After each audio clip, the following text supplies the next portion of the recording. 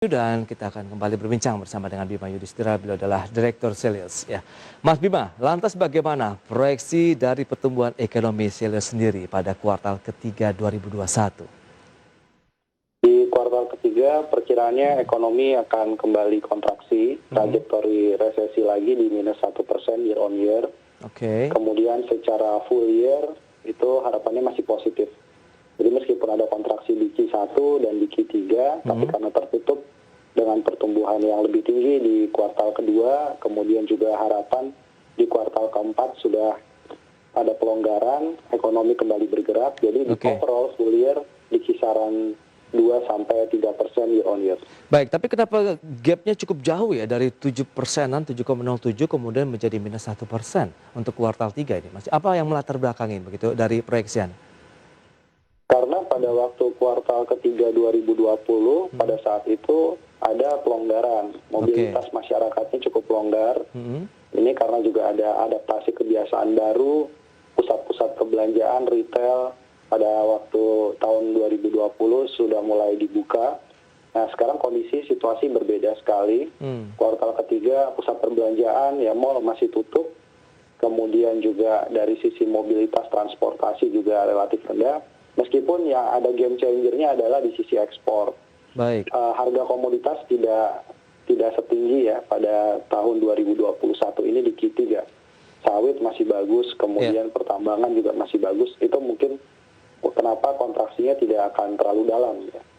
Tidak terlalu dalam tapi -1%-an begitu secara tahunan ya Mas Bima ya.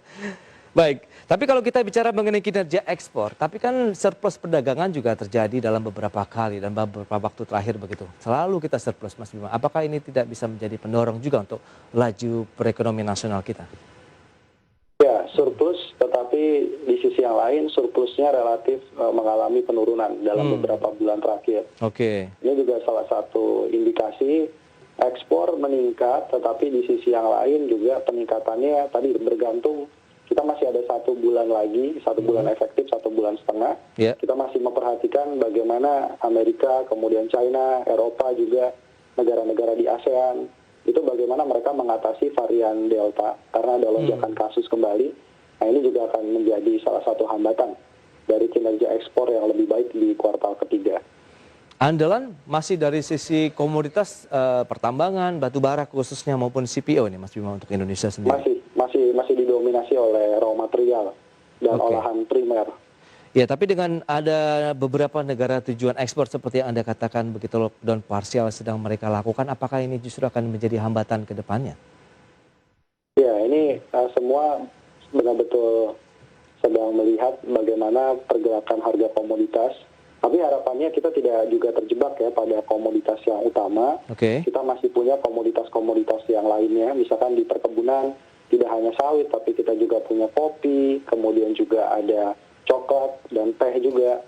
Ini beberapa komoditas seperti kopi misalnya, itu kenaikan harganya relatif tinggi sekali sejak awal tahun. Sehingga ini juga mungkin momentum. Orang di rumah tetapi konsumsi kopinya secara global mungkin masih bisa bertahan atau bahkan naik kan begitu ya.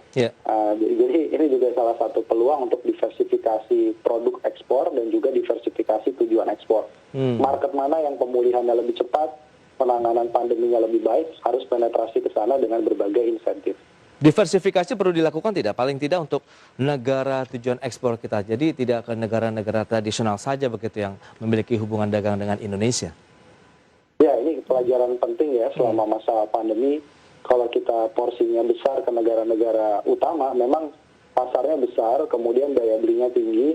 Tetapi ketika ada satu hambatan, itu turun sekali kinerja ekspornya. Jadi memang diversifikasi bisa kita lakukan bahkan sampai ke Timur Tengah hingga ke market di Afrika.